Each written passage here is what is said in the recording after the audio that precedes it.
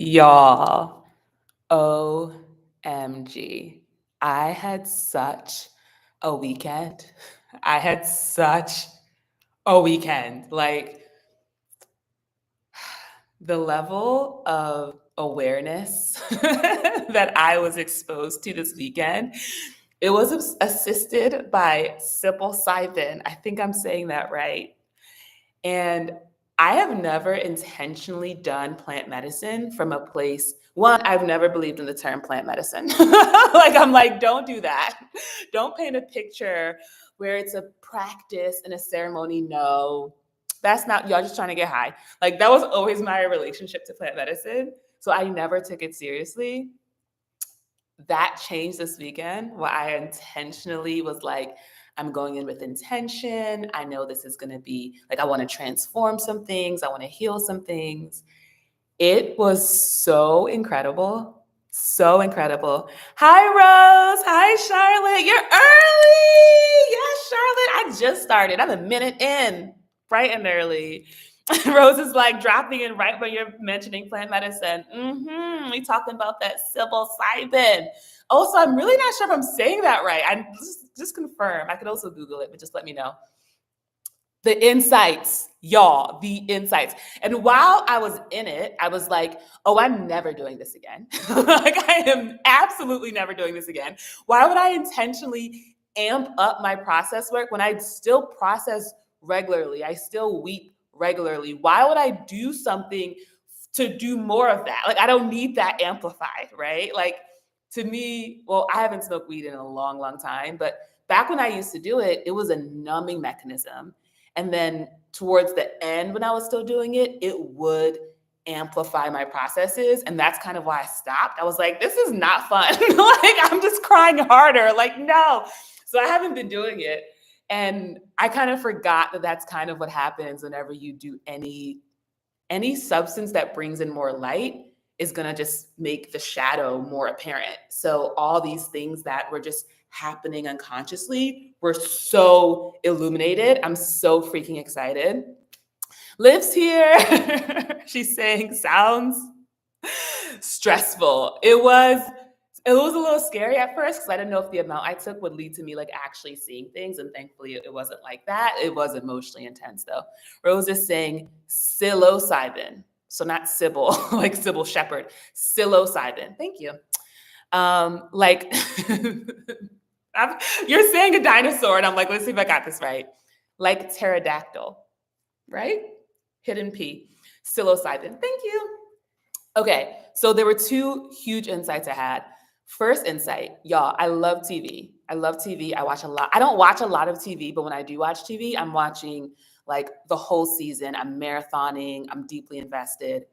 And so I've been watching this new show. It's really cute. It's called Ghosts. I think it was a CBS show, and it's now on Netflix. So I've been streaming the show. Super sweet, super fun, a little sexy. I really like it. And so I'm marathoning this show on the weekend in beautiful Mexico. And there was this part of me that was like judging myself, saying, you should be outside, you should be socializing, you should be making friends, you should be like living this cool, glamorous life. God gave you all these talents and all these gifts, and you're wasting them and you're squandering them. This is a trauma response. This is a coping mechanism. You're acting out of fear. So there's this part of me that just wants to watch my show. And this other part of me that's just like criticizing, judging. And I'm just like, ugh. And so the psilocybin basically showed me, because the show is so beautiful and sweet and loving and light and gentle. And I've connected to God making the show for me. Like, oh, Chimdi wants to watch TV. Here's a great show she's going to love. And in that moment, I like also saw like the younger versions of me that were like handed the TV shows that exactly matched my vibration. Because sometimes it was Game of Thrones, right? Sometimes it was Money Heist, right? Sometimes it was Dexter. So sometimes the vibration was not sweet, light, here's a team of spirits who are supportive and loving and fun. Sometimes it was like the serial killers murdering other serial killers. And I'm like, season 2, yes, just upload it, So like at every stage of my frequency, God has been like, I know you love TV. Here's an amazing show that matches. And I'm like, thanks. And this is the first time I realized that God's not out here judging me for how I want to spend my time. God isn't saying there's a right and a wrong way to be alive and to do life.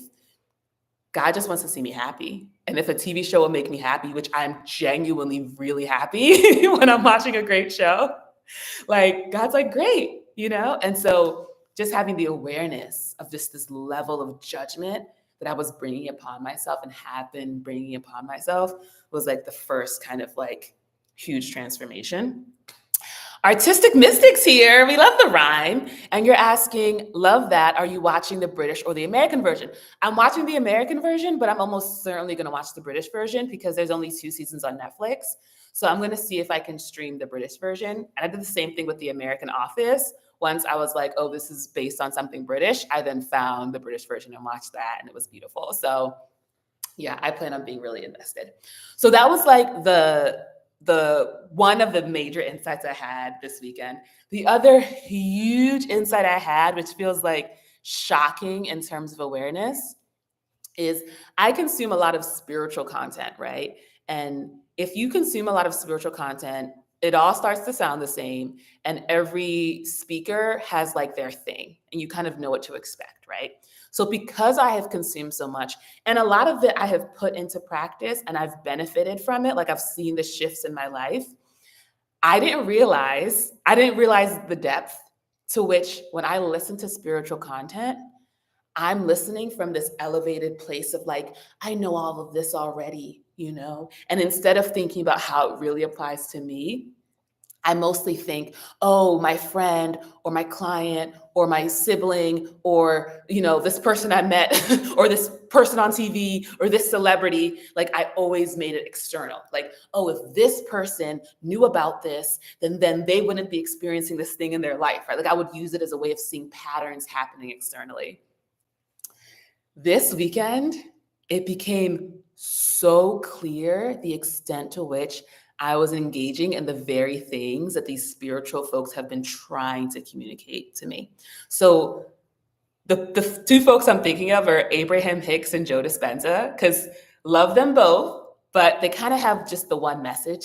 So if you listen to a few of their things, it's the same message. It's the same frequency. And so it's very easy to get into this mindset of like, been there, done that, heard it, get it, know it. There's nothing new for me here, but it's like a familiar song on the radio. Sometimes you want to hear the song. You know how it goes.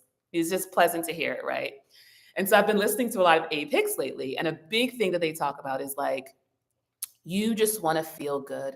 You think you get the job, you get the man, you get the purse, you move to the new city. You think you're going to feel good. So just feel good. And I'm like, duh, totally. I get it, right? And then Joe Dispenza's thing. And also we love these folks, so don't mean to simplify or flatten their message. There's of course tons of nuance, but you know, the gist. So Joe Dispenza's whole thing is neurons that fire together, wire together. You're addicted to the past because of the intense emotions. So we gotta, release yourself from that, become nowhere, nothing, no one. And then you magnetize what you want because you're connected to love. Like that's kind of like the gist, right? And he will always talk about you wake up in the morning and you check your phone and now you mad at your manager and you in the traffic and so that's kind of their things, right? And again, I'm hearing it and I'm like, makes total sense. I love my work. I love the people I work with. I don't think of myself as an angry person. I'm like, it's just a nice song because I already get it, right? So basically, the main example from my recent life is on Friday, my Wi-Fi was acting up. And part of the consulting I do trainings, I do facilitation. So I need a strong ass Wi-Fi connection. So I'm like feeling a bit of panic because it's like 5 minutes before the training starts and the Wi-Fi is acting crazy. So I'm like, okay, what am I going to do? So I go to this nearby cafe. And I told y'all about this on Friday. I went to this nearby cafe and I'm doing a whole ass presentation in like a quiet cafe, speaking at this volume, speaking from my chest, which, was a little embarrassing, but it's just like, listen, I'm going to prioritize doing a good job at my job. Like, y'all going to have to eat your pancakes and listen because this is just how it is, right? And through it, I was really feeling the irritation. I was feeling the annoyance. But then what the whole experience did is it sent me into this tailspin where I was like, if the Wi-Fi doesn't work at my apartment, then I definitely have to figure out what am I going to do? Am I going to join the co-working space? Am I going to move to a new apartment? I don't really want to move to an apartment, but I have to. Maybe God wants me to move to a new apartment. Maybe there's something better and I'm accepting less. And then if it's the Wi-Fi, this is not the first time you've had Wi-Fi issues. So it could be just the thing about the infrastructure in Mexico. It's time for you to leave the country. You need to move back to the United States. But you want to live in New York. Do you have New York money? Do you have the money for rent? Well, you just have to go there. You have to just have faith and trust. And actually, you know people in New York, so you can actually message them. And then you can maybe just do like a sublease, or maybe you just go back to Baltimore, go back to DC, you know. So I'm just going on this spiral. And the thing is, the fear feels real. It feels real. So I'm noticing this and I'm doing my best to bring myself back to those positive feelings, but it just feels so real. It's like, yeah, that's all well and good. But when the moment comes when you refresh your browser and the shit is not loading, what are you going to do? Like, it felt so legit. So I'm just so grateful because essentially I was able to just have this awareness. Like, it was like the consciousness increased. I think I used this metaphor in my last live about you realize you're wearing glasses. You're not just seeing through them and like engaging with what you're seeing without any question. I was able to like, not even like see that I was wearing glasses, but I could like move them and see the picture and see what I believed. And I could just see how intoxicating and alluring it was to be with the fear. And it felt normal and it was habitual and it was rehearsed. And I would say since 2018, which is when I left I was in Silver Spring, Maryland, and I started remote year and I started every month moving to a new country. That frequency of like, where are we going to live? Where are we going to live? Where's next? Constant moving. And then, but even before that, like going to college every year, new like apartment, new dorm, you know, like there was this frequency of like, I don't know where I'm going to live. I hope it's good. I hope it's not bad. I have to be on top of this. Like just a fear around place. It's just been normal for a long time. And I just have kept doing it. The reality is that, and I've also talked about this in a previous live, when you are resourced, you do not have any problems. I'm saying this broadly. When you have money, you don't have any problems. Like it was all made up. It's like, I can keep living in this apartment if I want. I can buy a hotspot. Like I can move to a different apartment. Any problem is made up. And so it becomes like, okay, why are you making it up? And I was like, oh, I have been addicted to the fear cycle. And so I was just, especially the Joe Dispenza stuff, because it's so much about these patterns and these neural connections, and it's automatic. And I'm like, holy shit. Because if you do a lot of like spiritual manifestation stuff, you understand that you're creating your reality. And so you have this sense of like power and accountability and responsibility. But then like, so you kind of forget that like, yeah, but also there are, if you're in a body, there's a level of you that's not connected to like everything, that doesn't have all the awareness, that's not just living in the Akashic records. So there's stuff that's happening unconsciously. If you're alive, there's stuff going on that you are not conscious of. And so it was just this huge opening of like, Joe isn't talking about some woman in her car working a 9 to 5, because that's how I heard it. He would give examples and I'm like, well, I don't have a 9 to 5, so he ain't talking about me. Well, I don't start my day on my phone. I start my day with the Lord and I go for a nice walk. Then I meditate. So he's not talking about me. I'm good. And it's like, girl, he's fucking talking to you. And I'm like, ah! So that's where I'm at. But I'm so buzzed because even though it's going to be a process for me to like rewrite the pathways and create these new habits and all this stuff, I have the awareness. So now I can make conscious choices. I'm so excited. I'm so freaking excited because yeah, it's like opening up. It's kind of like learning how to read. I saw saw a thing about learning how to read that was like learning how to read is a prison because once you know how to read, you can't not read. Like if you see words, if you see letters in order, your brain is just reading it, right? But there was a time before we could read. And those words, they were just symbols. It's just symbology. It's just, you don't know what it means. It's curves. It's just, and of course, if you are learning a foreign language, you still can't read. So you know what it's like to be like, don't know what that says. Don't know what it's trying to communicate. And it feels like, holy crap. It's like having a map of my own mind. I'm like, holy crap. And now I get to like notice, oh, look, an invitation to fear. And I can be like, I noticed it now. And there's like a mini celebration. And then it's like, all right, what do we do? And then I like do the thing to connect to the joy and the excitement. It's so freaking cool. Liv is here. This is not related, but I'm watching you on my TV right now. I'm on your TV. Okay, can you send me a photo of me on your TV and DM me on Instagram? I love being perceived. Liv saying, I'm watching you on my TV right now. And your cat is hooked. That's so funny. He's on the edge of his seat watching you. Yes, we're locked in. We're locked in. What's your cat's name? I'll start addressing them directly. I love that. Oh my gosh, I went and got brunch earlier. OMG. Okay, this is the other insight. Oh my gosh, it's kind of sad. I don't think I'll cry though. I'm not on that frequency to be vulnerable in that particular way. So, oh my gosh. Okay, I'm remembering. The other insight I had. Now I'm playing to the cat now. I want this cat to stay like locked in. Does it like this? So the other insight I had was back when I was still in this cycle of like, you got to get back to the US, you want to live in Brooklyn. And this is me speaking that into existence, BT Dub. So if you live in Brooklyn and you want a roommate, but not really, if you want me to take over your lease and you have a nice 1-bedroom in Brooklyn, this is me letting you know. But back when I was like still processing that and the fear of that, there was a part of me that connected to this idea that we create everything through our desire. So we just need to become a vibrational match to experience it. And so this part of me was like, you're not experiencing it because you're not a vibrational match for it. And I was like, what? I was like, I'm not.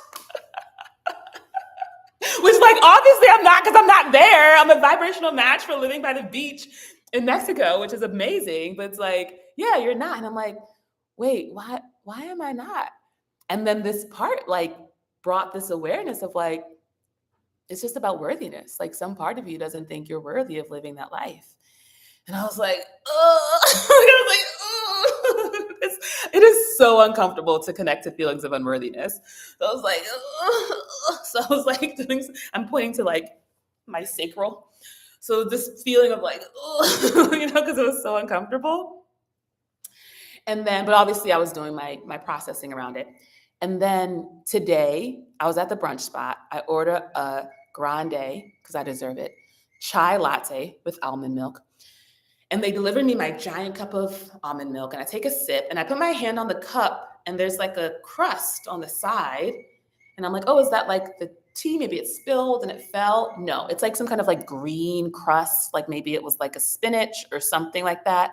And I'm looking at this cup and I'm like, do I say something? I've already taken a couple sips of the drink. And I'm like, do I let them know like, hey, and I wasn't even thinking about having them replace it. I was just thinking, do I just let them know that they have dirty cups so they can clean that for their next customer? And I was thinking about it. I'd say I gave it like 45 seconds to a minute and a half. And I was like, I'm going to say something. And so, I waved down the waitron. Did y'all know there's a gender neutral term for waiter/waitress and it's waitron? I learned it because I have a friend in South Africa and that's the term she uses. So I waved down the waitron and I'm like, hey, just like a heads up that like, this cup isn't dirty, but it's no big deal. I'll still drink it. And he's kind of like, are you sure? And I'm like, well, no, I'm like, no, it's not no big deal. He's like, okay. But he's like, you know what? Yeah. And I was like, okay, yeah. And so I like hand the cup over and he gets me a new cup and I'm drinking from my new cup. And I was like, there was a part of me that didn't think I was worthy of clean utensils, like clean cutlery and dishware when I eat at restaurants. Like I had to go on a journey to be worthy of clean dishware? And that's when I was like, okay, I think this worthiness might be just a little bit more sensitive and a little bit more deep than you realize. And I actually got brunch for someone last week, and they had ordered a drink, and they had like a really specific request. And then when the drink came, the request wasn't met. And I was there, I listened, and they pointed it out to me. They were like, "Oh, I asked for this, but I got this instead." And I was like, "Do you want to say something? You deserve to get the drink you want." And they were like, "No, no, no, it's fine." And I kind of pushed back on them just a little bit, like, I mean, what happened? Like, don't you think you deserve to get what you want? Like, don't you deserve to be happy? And they said this thing about like, and we were speaking in kind of like a lighthearted way, but you know how it is. Like, we're always kind of pointing to something deeper. And they said something to the effect of like, well, basically like, if I got what I wanted and I was happy, then like, then what? Like, I think it'd be too much, like something to that effect. And here I am sitting from like a perceived place of authority where I'm like, baby girl, you better get what you want. Da, da, da. And this was last week. Fast forward to today, and I'm like, shit is dirty. It's not even that the request wasn't met. The actual base of the offering, food, was not being served on something clean. And I was like, every version of me up until this version today would have said, it's not a big deal. It doesn't matter. It's fine. You're drinking it anyway. You're in Mexico. Like, I would have just made all these excuses. And only today do I see that as like, girl, that's about worthiness. That's about you being with what you think you deserve. And a lot of like the reality creation manifestation stuff is about self-concept. Like, that's like the Neville Goddard stuff is who are you being? Like, you be the person who has the things, right? You don't go out in the world, get things, and then you're different. You become different. So then you become a vibrational match for different things. And that was like another moment of like, oh, like I am now the kind of person. And it's like, there's something like that feels very tender and like embarrassing about how I perceive it as being very low on the worthiness scale. I'm not even saying I deserve $1 million. I'm like, I deserve for the cups that I drink out of to not be dirty. And it's like, fuck, that's where you're at. Like, that's so many more levels to climb. But it's okay. We celebrate where we are. And we just are like, I'm the kind of person who advocates for herself in her life and in her situations.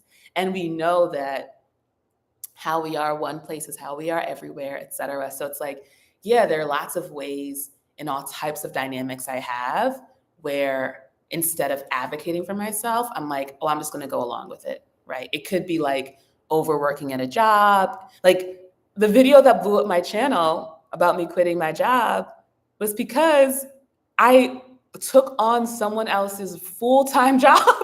Like, when you say it out loud, you're like, what?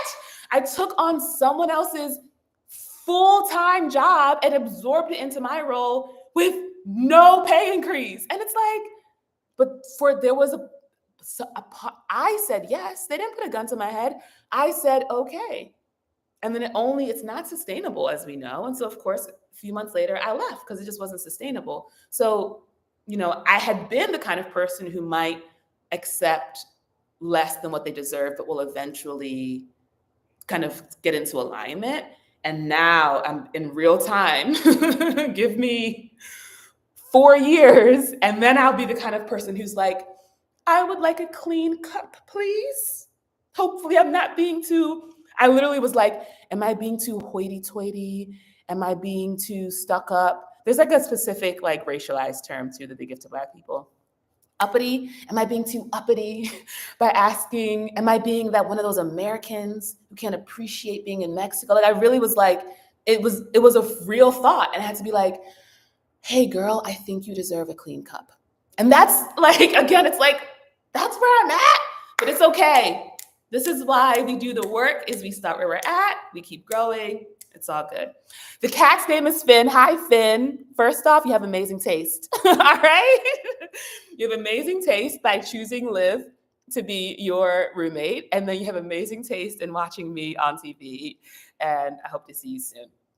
Jade is saying, do you think sometimes you can think you feel worthy, but you actually don't. I think that's exactly it. Because it's like, it's not conscious.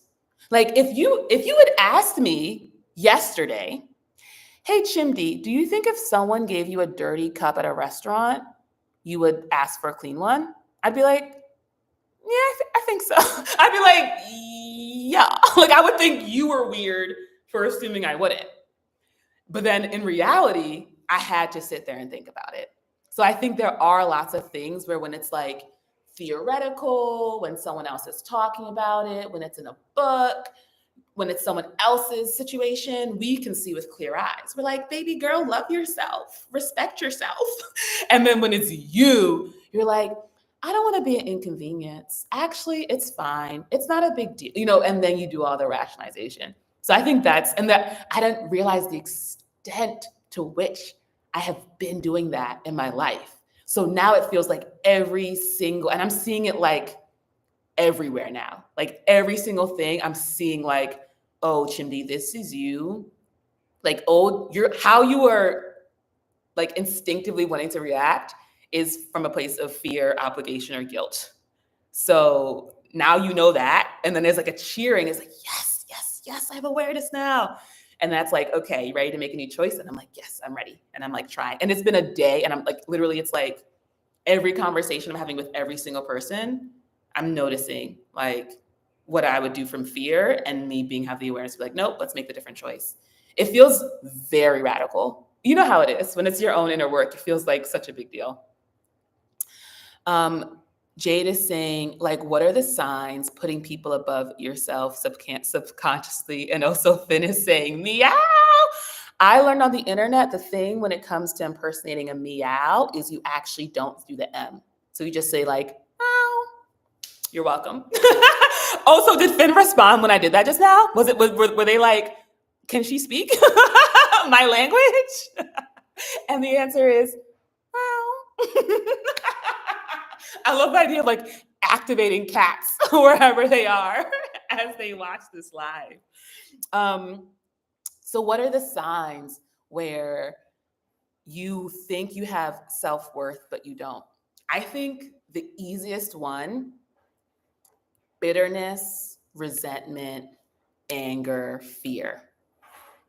Like if you're in a situation and you're feeling any of those feelings, something is happening that's bothering you. And you, for some reason, don't think you can do anything about it. So instead of like acting and changing, because you know how it's like if I had just put up with that cup, oh my gosh, holy shoot. I have another example. When I moved into the apartment I was in before this one, I had bought like a $10 bath mat for my last place, and I brought it with me. The place I was staying used that exact same brand of bath mat. So they already had one in the bathroom. So now I had two because I had my own, I had theirs. When the cleaners came, they must have thought it was just an extra and they took mine. So for 4 months, there was a part of me that was like, they took my bath mat. They took my bath mat. They took my bath mat. They took it.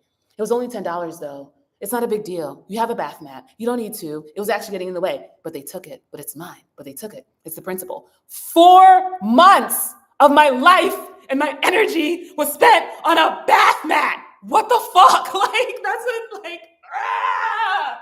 And it was literally the very last day as I'm moving out.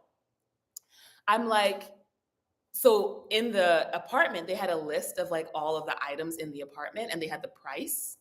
And I wanted some of that stuff because I had moved into this spot and I wanted a different blanket. The pillows weren't as soft and they didn't have any hangers here. And so I was like, ooh, I can just take the stuff instead of going to the Mega or the Walmart.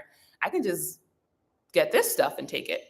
And so I let the folks know, hey, I'm going to take these hangers. I'm going to take this. I'm going to take that. And then I said, also, by the way, when I moved in, I had another bath mat. And I think the cleaners took it. So I'm going to take the bath mat. I understand if you want me to pay for it, but I just want to let you know. And they were like, it's okay. You can have the bath mat. So $10 and the amount of energy and time. And that is like, to me, like why we do the healing work, because that energy, that time could be spent in love, in joy, in creation, in exploration, doing, making, having fun. Like, but instead, some of my energy was just like bath mat, bath mat, bath mat. So, like, yeah, those feelings, but also if there are recurring things that are still bothering you, that's another sign. Liv is saying, great example. Yay. Jade is saying, wow, with the extra W's. Girl, same, assuming your pronouns are girl. Jade's saying, so when you overthink about something, maybe that's when your worthiness was tested. I think so. There are things, and I still have things like that. Things with like friendships, with relationships, with clients, with family, with, you know, school, with work. And years later, I'll be like, you know, and it's like, that's your energy. That is your energy. And I think I just didn't understand, like, oh, that is the past. That's that energy that like keeps cycling and it keeps you from being here in this present moment. So again, I'm really grateful for the awareness, because now I can take this intentional approach to noticing, processing, releasing it, giving it to God, so I can just be here in this moment where I'm hanging out with y'all on a YouTube live. Omar is here. Hi, Omar. Are you still in Egypt? Are you back in the States? How is it going? Omar is saying it's OMG. So happy to see you. Happy to see you too. Yeah, I would love the update. Like, what's going on? How is Egypt? So freaking cool. I might actually be going to Nigeria in the fall, so we'll see. Which to me feels like such a sign of like ancestral healing. But there's also this part of me that's feeling less called to putting like, I don't know how to say it, but basically making everything so deep. Like there's a part of me that kind of wants to be like, girl, relax. Like I was listening to Kendrick Lamar, who's great and I love him. And I was listening to one of his songs and he's rapping. And I was like, he's rapping. Like I was like, because you know, with the Super Bowl, there was all this like this, and even with the Drake feud, there was all this stuff about like, what does it mean to be Black in America, and using the American flag and the divine feminine with the circles and the game. We have to turn the TV off. Like it was all this like, and I was like, he is rapping over a beat. Like what are we? Like, I was like, this is oh my gosh! I tried to watch Chef's Table, which is a show I love because it does take itself so seriously. And it uses this like Vivaldi score over like a montage of pizza. And I'm like, yes, it's so important. And the way the show works is it starts with like, you get to know this chef. And then, we have this amazing theme song. And then we start at the beginning, when they grew up in this town, And it's just taken so freaking seriously. And then at the end, you see this amazing montage of some of their key dishes, and the Vivaldi score is back, or some dramatic music. And me, I am weeping. I am sobbing. Like, this is my reaction to this documentary about pizza. I'm like I'm locked in. But I was like, I don't really want to do all this right now. I really just want to hear this Vivaldi song, and I want to watch the montage at the end. So I do that for one of the episodes, and one of the commentators is like talking about whatever the pizza man, maybe his name is like Tom or John or Mark or some shit. He's like, the thing about Mark, is he's always want to go deeper into food. And I was like, what are we like? It was like the most life or death significant thing. And I'm like, what is happening? And that's when I was like, oh girl, you have been so locked in, and it's fun. It is so fun to take things seriously. But there was a part of me that was like, oh, you have been taking this too seriously. Like you have, like, it's actually pizza. It's actually pizza. And I'm like, oh, okay. So yeah, a lot of a lot of awareness happening this past weekend.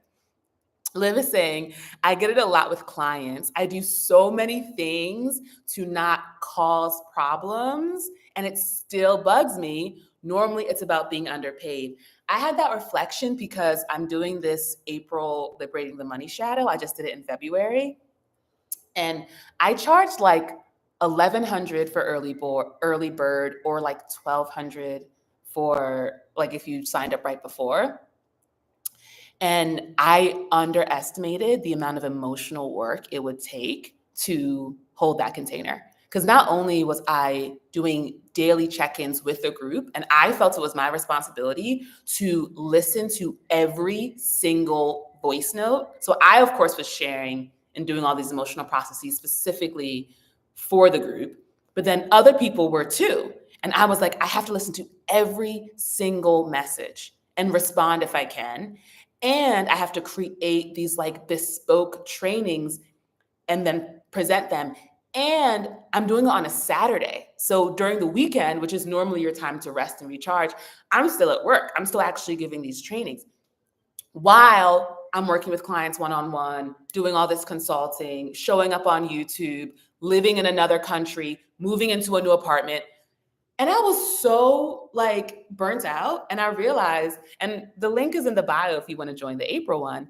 But I had a realization this weekend of like, I don't even actually want to do it. Like I'm actually feeling burnt out from that. And I'm like, and I was talking to a friend about this, and she was like, it's because your price is too low. Like she was talking about some work she was doing, and she was like, if they paid me $20,000 every single day, I would have lots of energy. It's when there isn't this felt sense of the mutual exchange. So yeah, I think that's part of it. But something else this friend said, which also resonated, was part of it is also boundaries. Part of it is also having that clarity of like, money comes from God, not from clients, not from YouTube AdSense, not from Patreon, not from PayPal donations, Cash App donations, whatever you want to do, not from super chats. But the money comes from God.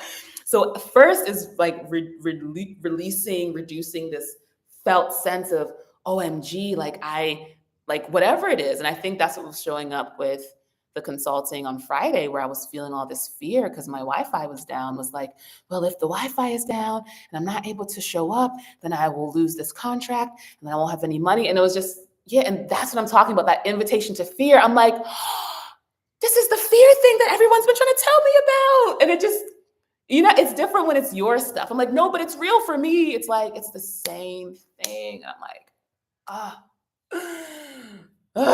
So yeah, it's a journey. Tasha's here. Hi, Tasha. You're saying, oh, and Jade is also saying, wait, there's so many things.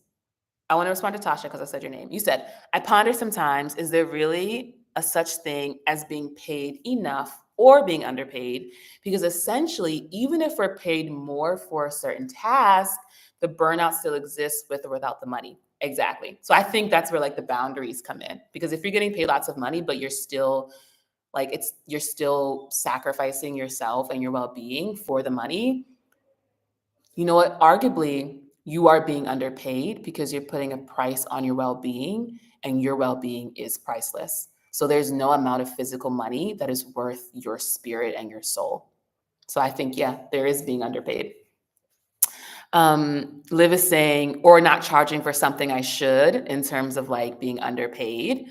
Yeah, I feel that. I think about that too, because I offer like my coaching has continued to like grow in terms of what I offer. And I think it's related to boundaries. So it started being weekly coaching that was an hour. Now it's like 2.5 hours. And then it started being like, and then I can like, provide some accountability for you. And it became like check-ins every single day. Like it just keeps growing and growing and growing. And so that's part of why my price has gone up, because I'm like, wait, girl, you are doing a lot. And actually, if you compare how much money you make from coaching versus doing consulting with companies, is the mathing on that? So I'm like, yeah, we got to have the math. Otherwise, you're going to feel like you're being underpaid when you do these programs. Jade is saying, should you leave a situation that questions your worthiness, but it's tied to money? So the way I would think of it, instead of like, oh, I'm in this situation that is questioning my worthiness, should I stay or should I go? I think the actual thing is like higher up, where it's like, can I increase how worthy I feel? And so instead of taking the action down here, taking the action as a result of your change in consciousness and awareness. So the focus should be, let me increase my worthiness. One of the things that I've been doing that I think has really helped, thanks to the Love Money, Money Loves You book, which is the recommended reading / listening, because I love the audiobook, for the April Money Shadow Container. It actually suggests you create this value list where every single day you make note of something you value. So I'm up to 28 things now. And the invitation is you read your whole list and then you add something new every single day. And so every day you're just affirming your value, you're affirming your worth. So I would focus on doing the inner work to increase your value. And then naturally, any situation or position or role that isn't aligned, it will literally evaporate out of your life. It'll become so easy if you be like, this doesn't make any sense. It'll be just really clear. There are people who, when they see a dirty dish and they're served at a restaurant, they're like, excuse me, and it's taken care of. There's no inner process. It's just clear. And I will soon be that person. I don't know, because I'm not going to be cocky. I don't know how many more dishes it's going to take before I'm like, this is not a vibrational match for me, because obviously today it took about 90 seconds to 2 minutes. But at some point, I will not be that person. And then it won't even make sense for me to be in those kinds of situations. Jade is saying that's good, mutual exchange and boundaries. Liv is responding to Tasha saying, I think it's different when you have a business because you set your own prices. You can also work with your clients if your money per client is higher. And Tasha is responding that makes sense. Why can't we all just be? I just want to help those who come across my path, not search for people to help. I am tired, weary face. And I think I'm thinking about the Love Money, Money Loves You audiobook because, well, I don't want to give unsolicited advice, but essentially, and I'm going to do it anyway, but I think this idea that getting clients is hard, I have to do all this work to make money, that's one of those belief systems that is going unquestioned in your mind. That might be an unconscious belief. You don't even question it. You're like, no, I have to work for money. It has to be hard. Versus, no, I just exist. I be and money comes to me. Because that's where I'm at. I'm like, I'm just gonna literally, I'm like, I'm gonna go on YouTube. I'm gonna go live. I'm gonna have one central idea, one thing I wanna share. I'm gonna hop on here for 30 to now it's expanding to 45 or so minutes. Be myself. Who I am is joyful and amazing and wise and insightful and beautiful and da da da da. I'm going to cultivate a community. They're going to become my clients. That's all I got to do. All I got to do is be here, cackle, share my insights, talk about my dirty dishes. The cats will love me. Finn's going to be like, love her, hang out with her more. At some point, one of the programs I'm offering, it'll be a fit. Someone will literally just give me a super chat, whatever. There'll be a vibrational match and I'll get a new client. So it's possible to just be I'm just going to be, I feel energized after going live. I'm sitting here buzzed, and part of it is I also realize I could do this for 45 minutes to an hour. I have the capacity to do that. I make a choice to keep it at half an hour or about 45 minutes, in part because my throat starts to feel it, but also in part because I just want to honor that, it's so nice to give from a place of abundance. And I want to stay in that energy where it ends and there was more I could have given. So I want to stay there versus I gave and gave and gave and I'm exhausted and there's nothing left. It's no, I'm giving from this place of abundance. So it is possible to have a different relationship to making money. But then, of course, the inner work is, when did it come that I created this belief? And usually there's some pain attached to it. Speaking of, we're now at almost 45 minutes. It has been so fun hanging out with y'all. If you want to join me on Wednesday for Hello Creators Call, the topic is going to be about creating a website that feels really aligned for whatever your offer is. So I'm going to do this breakdown of my website and basically create a structure for you to follow. So that's going to be Wednesday at noon Eastern time. If you want some one-on-one coaching, you can put some time on my calendar. I'm a creative coach. I help creators start and grow their YouTube channels and creative businesses. And then April, we're doing the money shadow again. The price is currently $1,100 for early bird, but this conversation is making me think either the price is going to go up more for the main program, or I'm going to do less so that my boundaries don't feel violated. And that's the inner work, y'all. All right, Tyrone is here asking for money. Can you imagine a man asking a woman for money? Tyrone, I want you to love yourself first. I want you to love yourself first. And then I want you to connect to your role as a provider. I want you to embody your healthy masculine. And I want to consider why it is that you feel comfortable asking me for money instead of offering me money. And I want you to be with that. All right. Love y'all. Bye.